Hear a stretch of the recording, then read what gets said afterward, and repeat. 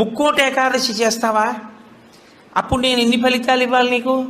23 ఏకాదశుల ఫలితం ఇవ్వాలి. అథవా ఈ ఏకాదశితో కలిపి 24 ఏకాదశుల ఫలితం ఇవ్వాలి.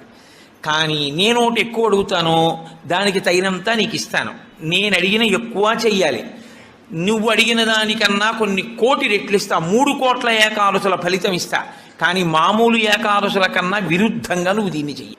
ఎందువల్ల విరుద్ధంగా చేయవలసి ఉంటుంది ముక్కోటి ఏకాదశి అంటే, మామూలు ఏకాదశి నాడు మీరు ఉపవాసం చేసేటప్పుడు పండు కాని, కాయ కాని, అథవా కాసిన పాలు కాని తాగితే ఉపద్రవం ఏం రాదు, దానికి దోషం పట్టదు శాస్త్రం. ఎందుకంటే శాస్త్రం ఉపవాసం మీద చర్చ చేస్తుంది. ఉపనిషత్తుల్లో ఆ విషయం ఉంది, వేదంలో ఆ విషయం ఉంది. ఎప్పుడెప్పుడు ఉపవాసం ఎలా చెయ్యాలి అన్నది ఉంది.